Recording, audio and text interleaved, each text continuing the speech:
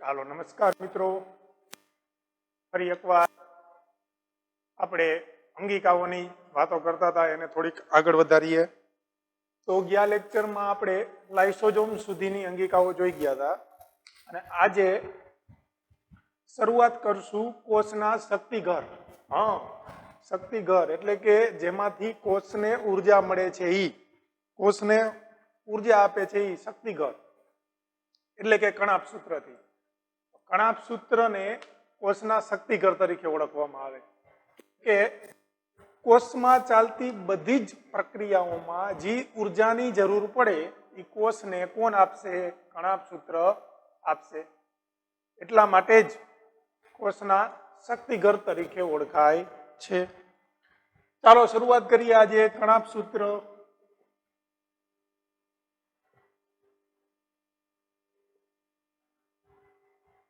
પહેલો જ મુદ્દો મેં તમને કીધું એમ કે કણાભ સૂત્રને કોષના શક્તિઘર તરીકે ઓળખવામાં આવે છે.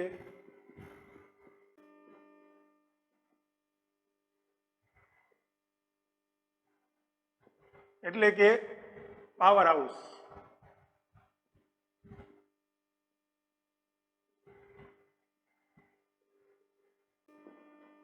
કણાભ સૂત્રને કોષના શક્તિઘર તરીકે ઓળખવામાં આવે છે. તો આ કણાભ સૂત્રમાં શું હોય? તો કે કણાભ સૂત્રોમાં એટીપી ના કણો આવેલા હોય અને જેમાંથી કોષને ઉર્જા પ્રાપ્ત થાય. એટીપી શું છે હમણાં સમજી. તો કણાભ સૂત્રમાં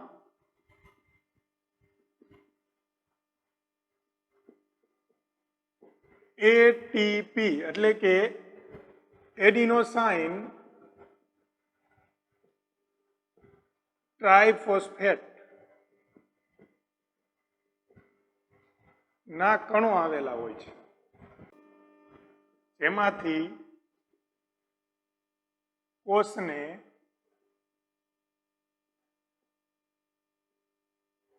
ઉર્જા પ્રાપ્ત થાય છે.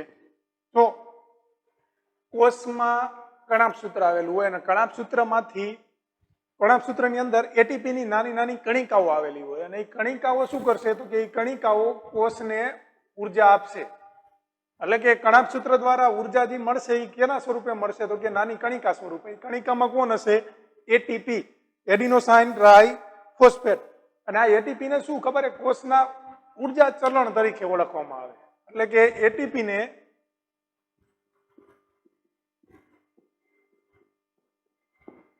કોષના ઉર્જા ચલણ કે શક્તિ ચલણ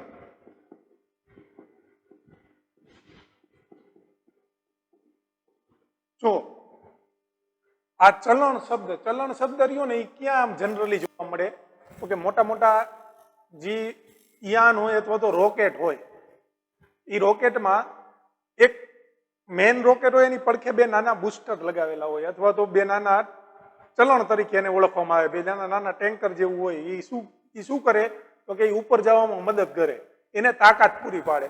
એમ કોષમાં ઉર્જા ચલણ ને શક્તિ ચલણ જેવું તો કાર્ય કોણ કરશે? તો કે એટીપી. એટીપી ને કોષના ઉર્જા ચલણ કે શક્તિ ચલણ તરીકે ઓળખવામાં આવે છે. એટલે કે કોષને ઉર્જા કેના સ્વરૂપે મળશે? તો કે એટીપી સ્વરૂપે મળશે. એ એટીપી છે એ એક જાતના ચલણ જેવું કાર્ય કરશે. યાંત્રિક કાર્ય કરવા માટે કે નવા રાસાયણિક સંયોજનો બનાવવા માટે જે ઉર્જાની જરૂર છે એ કોષને એટીપી સ્વરૂપે મળે છે. એટલે કે એટીપી ના ઉર્જા સંગ્રહનો ઉપયોગ કરે છે. કોષ યાંત્રિક કાર્ય કરવા માટે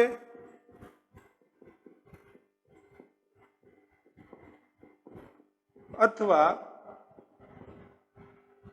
વિવિધ રાસાયણિક પ્રક્રિયાઓ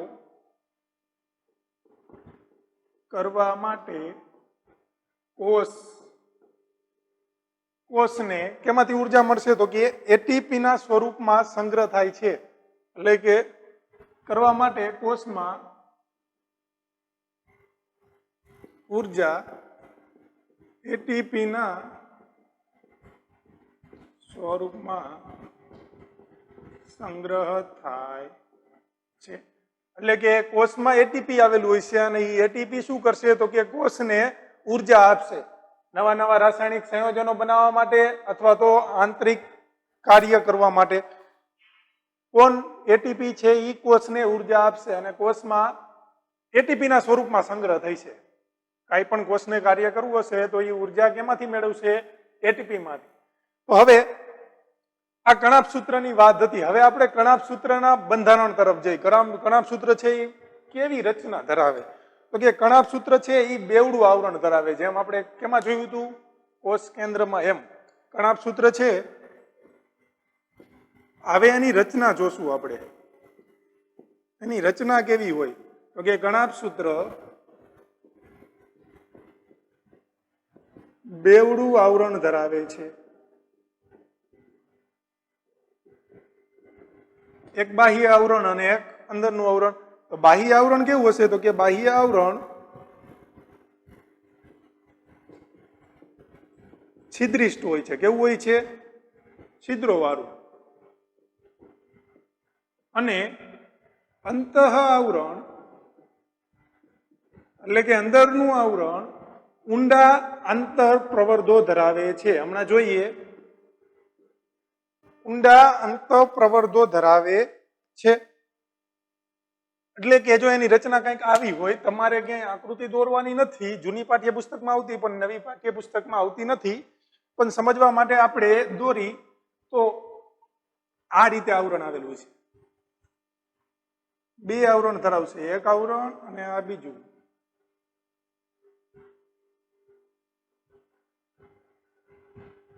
તો આનો આપણે છેદ લઈ. છેદ એટલે ખબર પડે ને કે આમ કાપીને જોઈ તો કેવું દેખાય? તો કે જો આમાં બે આવરણ આવેલું હોય. ઉપરના આવરણમાં આમ છિદ્રો આવેલા છે અને અંદરનું આવરણ અહીંયાથી હું તમને કાપીને બતાવું. તો અંદરનું આવરણ શું? તો કે ઊંડા આંતર પ્રવર્ધો. એટલે પ્રવર્ધો એટલે શું? તો કે એક જાતના રેસા. એક જાતના રેસા જેવી રચના. એટલે કે અંદર આપણે કેમ રૂવાટીયું હોય ને એની જેવી. જો આમ એટલે અંદર નાના નાના વાડ જેવી રચના, રેસા જેવી રચના. તો આ બાહ્ય આવરણ અને આ છે આંતરિક આવરણ.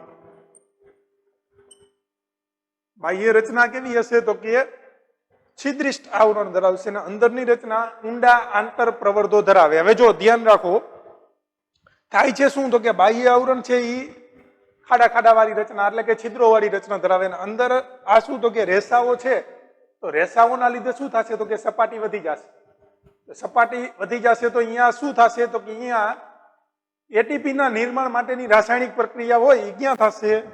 આ પ્રવર્ધો ઉપર. એટલે પ્રવર્ધો શું કરશે? તો કે પ્રવર્ધો એટીપી ના નિર્માણ માટેની રાસાયણિક પ્રક્રિયા માટે વિશાળ સપાટી પૂરી પાડશે. એટલે વિશાળ સપાટીનું નિર્માણ કરશે. કોણ? અંતઃ પ્રવર્ધો. તો અંતઃ પ્રવર્ધો શું કરે છે? તો કે એટીપી ના નિર્માણ માટેની પ્રક્રિયાઓ માટે વિશાળ સપાટીનું નિર્માણ અંતઃ પ્રવર્ધો કરે છે. એટલે કે એટીપી ના નિર્માણ માટેની રાસાયણિક પ્રક્રિયાઓ માટે વિશાળ સપાટીનું નિર્માણ કેના દ્વારા થાય? તો કે અંતઃ પ્રવર્ધો દ્વારા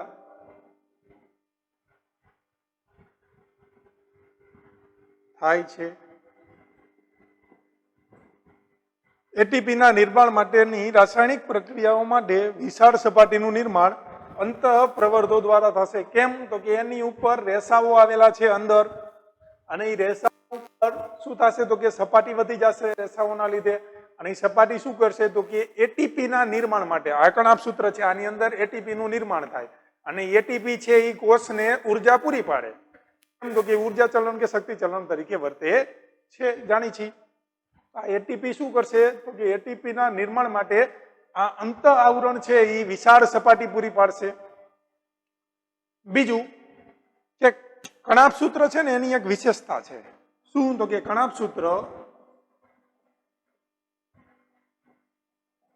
પોતાના આગવા ડીએનએ અને રિબોઝોમ્સ ધરાવે છે. તો અહીંયા ધ્યાન રાખજો, બધી જ અંગિકા એવી નથી, અથવા તો એવી 2-3 જ અંગિકા છે કે જે પોતાનું ડીએનએ ધરાવતી હોય, મતલબ કે એને પોતાના જ ડીએનએ હોય, ડીઓક્સી રિબોન્યુક્લિક એસિડ, બરોબર? તો એવા પોતાના જ ડીએનએ ધરાવતી હોય એવી અંગિકા કઈ છે? તો કે આ કણાભ સૂત્ર છે. કણાભ સૂત્ર પાસે પોતાનું ડીએનએ હશે અને એના સિવાય પોતાનું રિબોઝોમ્સ પણ ધરાવશે. તો હવે તમે કહી શકો કે જો પોતાનું રિબોઝોમ્સ ધરાવતા હોય તો શું કરી શકે? તો કે પોતે જ પ્રોટીનનું નિર્માણ કરી શકે. તો એ શું કરી શકે? તો કે તે જરૂરિયાત મુજબ પોતાના પ્રોટીનનું નિર્માણ કરી શકે છે. આમ તે પ્રોટીન નિર્માણ કરવાની ક્ષમતા ધરાવે છે. કેમ? તો કે ભાઈ એની પાસે પોતાનું રિબોઝોમ્સ છે. તો પોતાનું રિબોઝોમ્સ હોય તો એ પોતે જ નિર્માણ કરી શકે પ્રોટીન. કેમ? તો કે આપને ખબર જ છે રિબોઝોમ શું કરે? પ્રોટીનનું નિર્માણ કરે. અંતઃકોષરસ જાળમાં જોઈ ગયા, ખળબચી અંતઃકોષરસ જાળમાં એની ઉપર ટપકા ટપકા આવેલા હતા, એ કોણ હતું? રિબોઝોમ્સ હતા. અને એના લીધે શું થતું હતું? તો કે પ્રોટીનનું નિર્માણ થતું હતું. તો એ પ્રોટીનનું નિર્માણ છે આમાં જો કણાભ સૂત્રમાં પોતાના રિબોઝોમ્સ હોય તો એ પણ કરી શકશે. એટલે કે પોતે જ પોતાના પ્રોટીનનું નિર્માણ કરવાની ક્ષમતા ધરાવે છે. એક વખત ફરીથી મિત્રો અગત્યની અંગિકા છે એ વાત કરી લઈ. પેલા તો આ વારી વખતે એમસીક્યુમાં પૂછાઈ જાય. કણાભ સૂત્રને કોષના ખાલી જગ્યા તરીકે ઓળખવામાં આવે છે, શક્તિઘર તરીકે ઓળખવામાં આવે, યાદ રાખશું, બરોબર? હવે એટીપી નું પૂરું નામ પણ પૂછાય તો યાદ રાખજો, એડિનોસાઇન ટ્રાઇફોસ્ફેટ, બરોબર? એટીપી શું કામ કરે? તો કે કોષમાં ઉર્જા પૂરી પાડે, એક ચલણ તરીકે કાર્ય કરે, ઉર્જા ચલણ કે શક્તિ ચલણ. હવે વિવિધ રાસાયણિક પ્રક્રિયા કરવા માટે કોષમાં તો કે ઉર્જા એટીપી પૂરી પાડે છે, અથવા તો એટીપી સ્વરૂપે સંગ્રહ થાય છે. હવે બે આવરણ ધરાવે, બાહ્ય આવરણ છિદ્રિષ્ઠ, અંત આવરણ તો કે પ્રવર્ધો વાળું. પ્રવર્ધોના લીધે શું થશે? વિશાળ સપાટીનું નિર્માણ થશે. એના લીધે એટીપી નિર્માણ માટે એક વિશાળ સપાટી મળી રહેશે અને પોતાના આગવા ડીએનએ અને રિબોઝોમ્સ ધરાવે છે કણાભ સૂત્ર. તો આથી કણાભ સૂત્ર વિશેની વાત જોઈએ. આના પછીની અંગિકા એટલે કે રંજક કણ. ચાલો જોઈ લઈએ. વિડીયો પુશ કરી અને લખવું હોય તો લખી લ્યો, ન લખવું હોય તો તમારી ગાઈડમાં છે જ.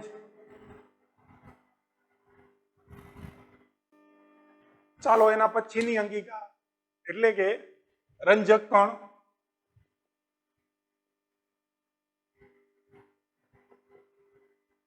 જો રંજક કણ છે ને એ માત્ર ને માત્ર વનસ્પતિ કોષમાં જોવા મળે છે. પ્રાણી કોષમાં રંજક કણ જોવા મળે નહીં, કે તે માત્ર વનસ્પતિ કોષમાં જ જોવા મળે છે. હવે જો તમારી પાઠ્યપુસ્તકમાં એના બે પ્રકાર પડ્યા છે, પણ સમજવા માટે આપણે સમજી લઈ, બરોબર? કારણ કે એના વ્યવહારિક રીતે 3 પ્રકાર પડે.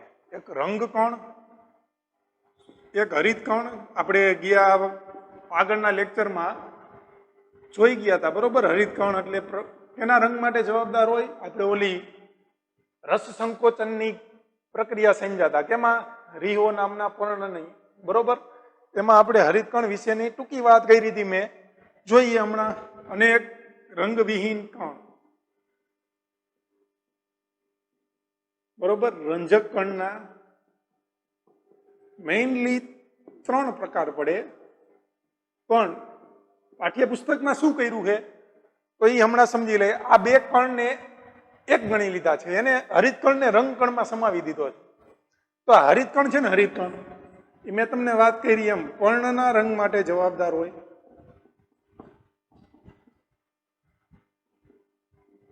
પર્ણનો રંગ લીલો હોય તો લીલા રંગ માટે કોણ જવાબદાર હોય? હરિતકણ. જો માત્ર ને માત્ર વનસ્પતિ કોષમાં જ જોવા મળે છે, પ્રાણી કોષમાં હરિતકણ ન હોય. પણ પર્ણના રંગ માટે જવાબદાર કોણ છે? હરિતકણ. આ જે રંગકણ છે ને એ લીલા સિવાયના રંગ એટલે કે બીજા કેટલાય રંગ હોય, જે કેવા તો કે ફળ, ફૂલ અને બીજ. ફળ, ફૂલ અને બીજના રંગ માટે જવાબદાર. અને છેલ્લું રંગવિહીન કણ, તો કે આ શું? તો કે આ ખોરાક સંગ્રહી કણિકાઓ છે.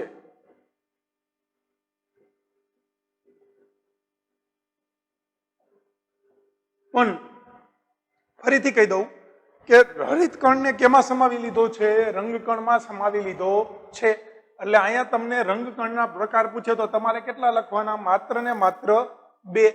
એમ જ લખવાનું કે તેના 2 પ્રકાર છે. પણ તમે જાણતા હોવા જોઈએ કે હકીકતમાં 3 પ્રકાર પડે છે: હરિતકણ, રંગકણ અને રંગવિહીન કણ.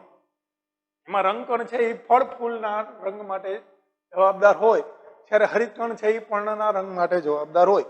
પણ અહીંયા તમને 2 જ પ્રકાર આપ્યા છે. એક રંગકણ જેને ક્રોમોપ્લાસ્ટ તરીકે ઓળખવામાં આવે, અને એક છે રંગવિહીન કણ એટલે કે લ્યુકોપ્લાસ્ટ. એક હરિતકણ એક રંગકણ અને એક રંગવિહીન કણ. હવે તમે જાણો જ છો રંગકણમાં કેનો સમાવેશ થશે? તો કે હરિતકણનો સમાવેશ થશે. તો હરિતકણ જે ક્લોરોફિલ રંજક દ્રવ્ય ધરાવે એવા રંગકણને શું કહેવાય? તો કે હરિતકણ કહેવાય. એટલે કે જે ક્લોરોફિલ રંજક દ્રવ્ય ધરાવે તેવા રંગકણને હરિતકણ તરીકે ઓળખવામાં આવે છે.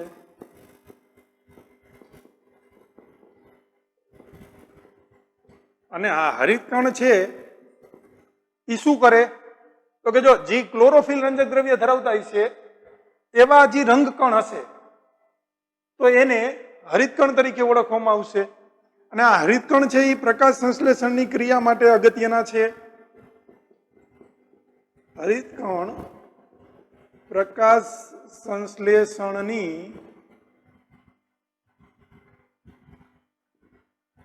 ક્રિયા માટે અગત્યના છે. બીજું, આ જે રંગકણ છે તો આ રંગકણ હરિતકણ ઉપરાંત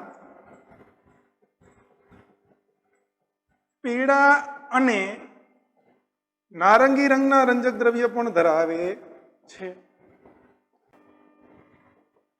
હમણાં જોઈ ગયા એ રીતે. તો આમાં ખાસ કરી અને હરિતકણ વિશેની તમને થોડીક 2 લીટીમાં માહિતી આપેલી છે કે હરિતકણ છે એ શું? તો કે એ ક્લોરોફિલ નામનું રંજક દ્રવ્ય ધરાવશે, અને ક્લોરોફિલ નામના રંજક દ્રવ્યની મદદથી પ્રકાશ સંશ્લેષણની ક્રિયા થશે. આપણને ખબર છે વનસ્પતિ પોતાનો ખોરાક પોતાની જાતે બનાવે છે સૂર્યપ્રકાશની હાજરીમાં ક્લોરોફિલની મદદથી. હવે બીજો છે રંગવિહીન કણ. રંજક દ્રવ્યનો બીજો પ્રકાર એટલે કે રંગવિહીન કણ. શું એને કહેવાય? તો કે લ્યુકોપ્લાસ્ટ.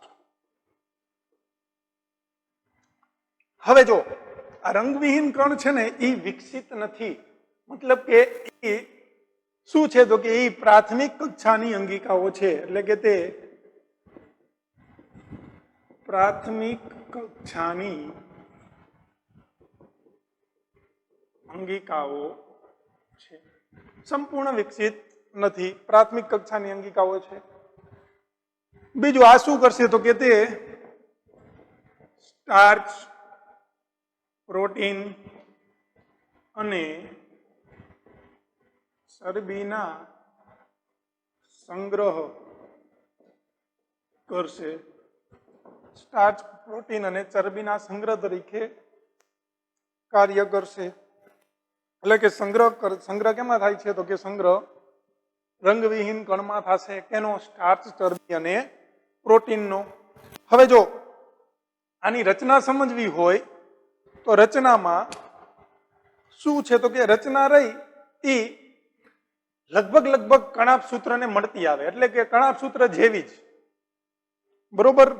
કેવી રચના ધરાવે તો કે કણાપ સૂત્ર જેવી જ. એટલે કે બાહ્ય રચના છે એ કણાપ સૂત્ર જેવી, પણ આંતરિક રચનામાં શું આવેલું હોય તો કે પટલીય સ્તરો એક દ્રવ્યમાં લટકતા હોય છે. તો આની રચના જોઈ આપણે, કેવી રચના ધરાવે તો કે બે પડવાળી જ છે. તો બાહ્ય આવરણ, બાહ્ય રચના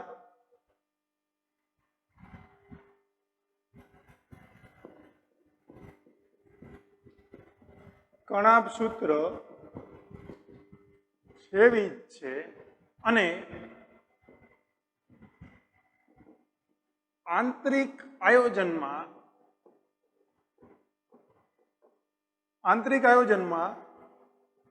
ઘણા બધા પટલીય સ્તરો દ્રવ્યમાં લટકતા હોય છે, જેને આધારક અથવા તો સ્ટ્રોમા તરીકે ઓળખવામાં આવે.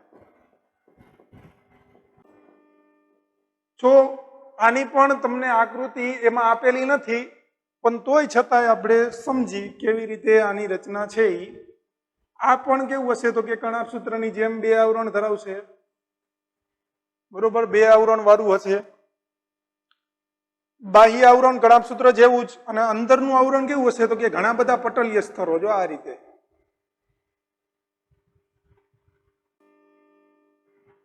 રીતે ઘણા બધા પટલીય સ્તરોની નાની નાની થપ્પીઓ આવેલી હોય. જો તમારે કાંઈ કરવાનું નથી, તમને કાંઈ નામ નિર્દેશ કે આકૃતિ કે કોઈ પણ જાતની દોરવાની કે માહિતી આપેલી નથી, એમાં ખાલી જાણકારી માટે છે. આને ગ્રેનમ તરીકે ઓળખવામાં આવે. ગ્રેનમ. અને અહીંયા શું હોય તો કે અહીંયા આમ પ્રવાહી ભરેલું હોય. આ પ્રવાહીને જ શું કહેવાય કે આ પ્રવાહીને આધારક અથવા તો સ્ટ્રોમા, આધારક અથવા તો સ્ટ્રોમા તરીકે ઓળખવામાં આવે છે. એટલે કે જો અહીંયા તમને કીધું એમ કે ઘણા બધા પટલીય સ્તરો આવેલા હોય, એટલે જો એરિયા થપ્પી જેવા સિક્કાની થપ્પી કરેલી હોય ને, 5 રૂપિયાના સિક્કાની, એવું લાગે. બરોબર? એવું કંઈક આયોજન હોય. અને એ કેમાં લટકતા હોય તો કે એક પ્રવાહીમાં લટકતા હોય, દ્રવ્યમાં. તો એ દ્રવ્ય છે એ શું છે તો કે એને આધારક અથવા તો સ્ટ્રોમા કહે છે. તો આ રીતની કંઈક રચના ધરાવે છે. હવે બીજું શું યાદ રાખવાનું તો કે આમાં પણ એવું યાદ રાખવાનું કે રંજક દ્રવ્ય પોતાના ડીએનએ અને રિબોઝોમ્સ ધરાવે છે.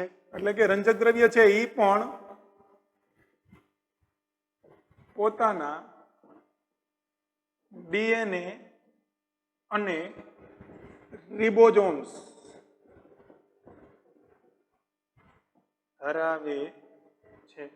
મિત્રો ખાસ યાદ રાખજો, ખાલી ડીએનએ ડીએનએ પોતાના ડીએનએ ની વાત કરે એટલે રંજક ગણ અને કણાપ સૂત્ર બંને એ પોતાના ડીએનએ અને રિબોઝોમ્સ ધરાવે છે. ત્યારે બીજી એક અંગિકા એવી નથી કે જેને પોતાનું ડીએનએ હોય. બરોબર? તો આ બે અંગિકાઓ ખાસ યાદ રાખવાની. નીચેનામાંથી કોણ પોતાના ડીએનએ અને રિબોઝોમ્સ ધરાવે છે તો તમને ખબર હોવી જોઈએ. કાં તો કણાપ સૂત્ર હોવું જોઈએ અને કાં તો રંજક કણ હોવા જોઈએ. તો આથી રંજક કણ વિશેની વાત. હવે એક છેલ્લી વાત બાકી છે, રસધાનીઓ, જે હમણાં જોઈ લઈએ. બરોબર? આવો મિત્રો, આ પાઠની આપણી છેલ્લી બરોબર અંગિકા રસધાનીઓ.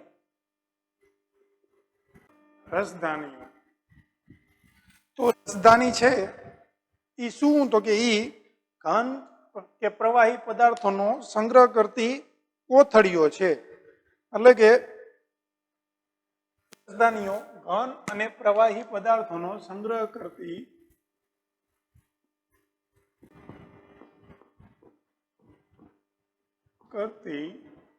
કોથળીઓ જેવી રચના છે.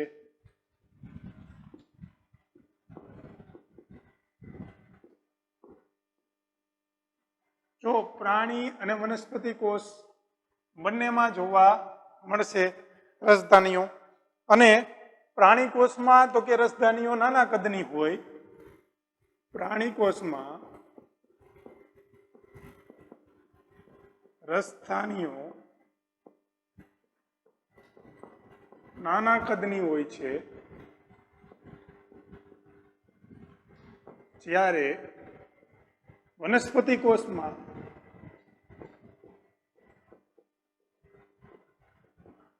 રસધાનીઓ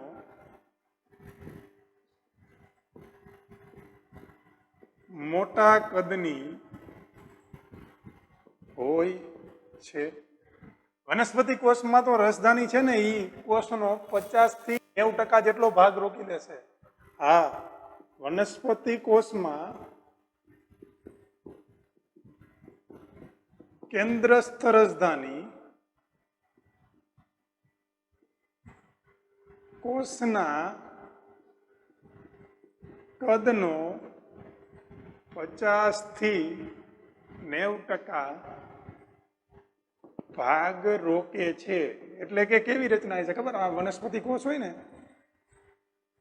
વનસ્પતિ કોષમાં રસધાની છે ને કંઈક આવડા મોટા કદની હશે, કેન્દ્રને પણ ઉપર ધકેલી દેશે, એટલે કે રસધાની છે એ લગભગ 50 થી 90% જેટલો ભાગ રોકેલો હશે.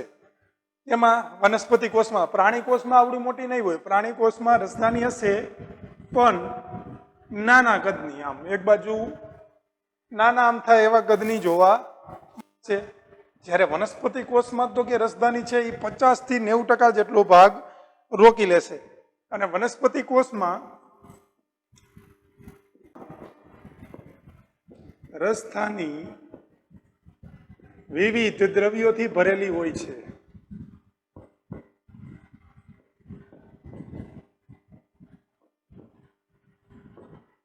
અને બીજું કે વનસ્પતિ કોષમાં રસધાની છે ને એ વનસ્પતિ કોષને આ રસધાની વનસ્પતિ કોષને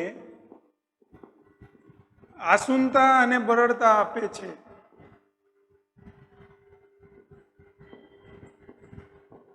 આસુનતા અને બરડતા આપે છે. જો આસુનતા અને બરડતા એટલે શું? તો કે આ આસુનતા એટલે ભીનાશ. વનસ્પતિની નીચે તમે ઉભા રહ્યો ને તો તમને ઠંડકનો અનુભવ થાય. એ શું છે? તો કે હજી ભીનાશ દર્શાવે છે. હવે જો વનસ્પતિની કોઈ પણ નાની ડાળી હોય કે પાંદડા હોય કે કેવા હોય છે? તો કે એકદમ સ્ટ્રેટ હશે, આમ મરી ગયેલા જેવા નહીં હોય. એને જે સખતપણું છે, જે બરડતા છે, એ કોણ આપશે? તો કે એ રસધાની આપશે. તો આસુનતા એટલે ભીનાશ, અને બરડતા એટલે શું? તો કે એનામાં એવી ટૂંકમાં એવી કઠિનતા, એટલે કે તાકાત ક્યાંથી આવશે? તો કે બરડદાર રસધાનીમાંથી આવશે. હવે બીજું, તે કોષના જીવન માટે, વનસ્પતિ કોષના જીવન માટે અગત્યના એવા દ્રવ્યો ધરાવે છે, એટલે કે આ દ્રવ્યોથી ભરેલી હોય છે. એ દ્રવ્યોમાં કેનો સમાવેશ થાય? તો કે વનસ્પતિ કોષ માટે અગત્યના એવા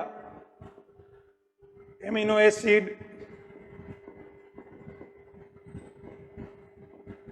બીજું શું? તો કે કાર્બનિક એસિડ,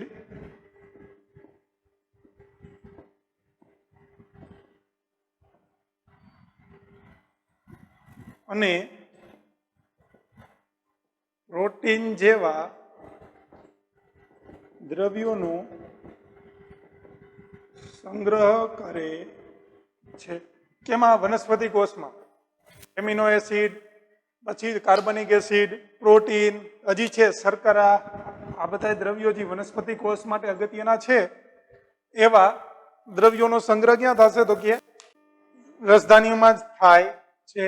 તો આ હતી ખાલી આપણે રસધાની વિશેની વાત. એમાં વનસ્પતિ કોષ માટે તો કે 50 થી 90% જેટલો ભાગ રોકે. એના સિવાય રસધાની છે એ વનસ્પતિ કોષને શું આપશે તો કે આસુનતા, બરડતા આપશે. અને એના સિવાય એ વિવિધ દ્રવ્યો જેવા કે એમિનો એસિડ, કાર્બનિક એસિડ, શર્કરા, પ્રોટીન એનો શું કરશે સંગ્રહ કરશે. હવે જો પ્રાણી કોષમાં કેવી રીતે હોય, પ્રાણી કોષમાં એમાં ખાસ કરીને અમીબા જેવા કોષમાં એટલે કે અમીબા જેવા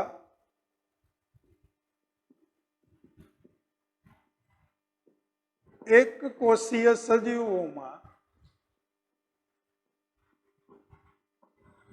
રસધાની અન્નધાની સ્વરૂપે હોય છે. એટલે કે રસધાની કેના સ્વરૂપે હોય? અન્નધાની સ્વરૂપે હોય છે. એટલે કે ખોરાકનો સંગ્રહ કરશે. કઈ રીતે? જો આ અમીબા છે, હવે અમીબાને ક્યાંક ખોરાક આવશે એટલે અમીબા શું કરશે તો કે ખોટા પગનું નિર્માણ કરશે. આ ખોરાકનો કણ છે એને લેવા માટે ખોટા પગનું નિર્માણ કરશે અને પછી શું કરશે તો કે પછી પોતાની અંદર સમાવી લેશે. તો આ જે ખોરાક આવ્યો એ ક્યાં જશે તો કે એ રસધાનીમાં જશે. એટલે કે અન્નધાની સ્વરૂપે જરૂર પડશે એમાંથી એમ ખોરાક લેતું જશે. પણ એ જે ખોરાક છે એ સંગ્રહ થશે કેના સ્વરૂપે તો કે અન્નધાની સ્વરૂપે. એટલે કે આમાં એકકોષીય પ્રાણી હશે અમીબા જેવા, એમાં રસધાની છે એ અન્નધાની ખોરાક સંગ્રહની કોથળી જેવું કાર્ય કરશે. તો આ રીતે બીજા કેટલા એકકોષીય સજીવ છે એમાં તો કે વિશિષ્ટ સ્વરૂપે અન્નધાની ધરાવે છે. બીજા એકકોષીય સજીવ છે સજીવોમાં રસધાની વિશિષ્ટ સ્વરૂપે હાજર હોય છે.